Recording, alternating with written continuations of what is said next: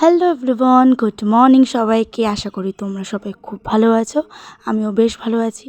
সকালবেলা উঠে স্নান টান আমার কমপ্লিট হয়ে গিয়েছিল। ঘরটাও বেশ পরিষ্কার করে গুছিয়ে টুছিয়ে নিয়েছি। আর এত গরম পড়েছে যে সকালবেলা যদি একবার স্নান করি, ফের বেলার দিকে ফের আরেকবার স্নান করতে চাই, এত গরম।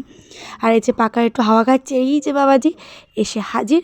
সারাটা দিন ওকে নিয়ে আমার থাকতে হয়, কোনো কাজ হয় না, কোনো ঠিকঠাক করে কোনো কাজই হয় না।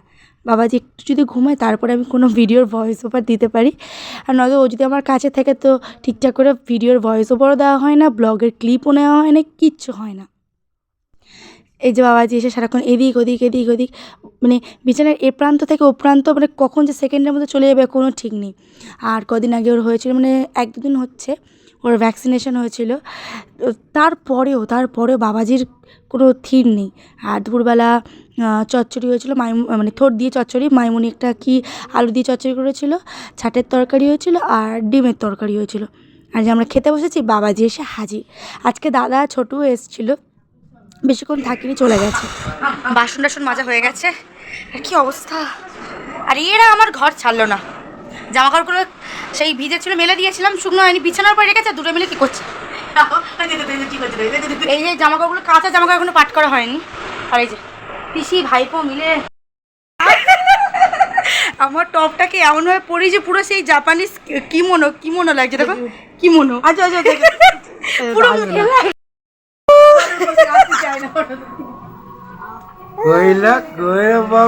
না এটা বাবার, এটা বাপির, এটা ইন্দুমতি, রাজকুমারী ইন্দুমতি, ওর মেয়ে লাগছে।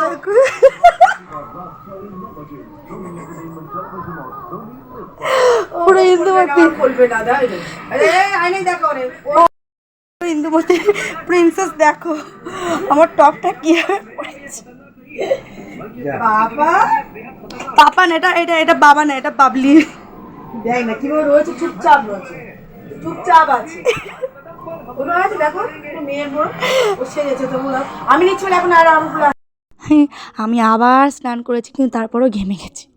তো আমার পড়ানো হয়ে যাওয়ার পর আমি আর রিমাদি মিলে দুজনে মিলে হাঁটতে গেছিলাম। আর ওইদিকে ওর বাবুর সাথে লুতুপুতু করে যাচ্ছে, সারাক্ষণ ওর বাবু নিয়ে ব্যস্ত। তো আমরা হাঁটতে গেছিলাম আর ফিরেও আসছিলাম, বেশ সন্ধে হয়ে আসছিলো, ওই জন্য তাড়াতাড়ি করে বাড়ির দিকে চলে আসছিলাম। কারণ বেশি সন্ধে হলে বাড়ি থেকে আবার বকাবকি করবে। কারণ 7টায় বেরোলে 6টায় যদি বেরোই 7টার মধ্যে বাড়ি ফিরতে হবে, এরকম একটা ব্যাপার। তো তারপরে মুড়ি খাচ্ছিলাম, মা মুড়ি মেখে দিয়েছিল, মুড়ি খেতে খেতে একটু ল্যাপটপে কাজ করছিলাম। আর রাতের মেনুতে ছিল রুটি আর থোড় চচ্চড়ি আর ডিমের তরকারি। তারপর রাত্রেবেলা মুখটা ধুয়ে নিয়েছিলাম, একটু ব্রাশ করে, যেমন হয় আর কি রোজকার রুটিন, ব্রাশ করে একটু ফেস ওয়াশ করে যেমন স্কিন কেয়ার করি। তবে স্কিন কেয়ার বলতে গেলে রাত্রেবেলা সেভাবে স্কিন কেয়ার করার সময় হয় না। মাঝে মাঝে যখন পরীক্ষার চাপ থাকে বা পড়ার চাপ থাকে, ওই খেয়ে দিয়ে নিয়েই ঘুম বা হয়তো পড়তে বসে পড়লাম, অত সময় থাকে না।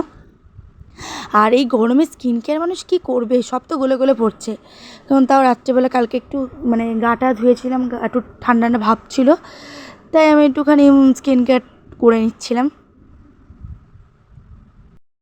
আর আমি রাত্রেবেলা নাইট ক্রিম হিসেবে যেটা ইউজ করতাম, সেটা অ্যাশিওরের নাইট ক্রিমটা ইউজ করতাম।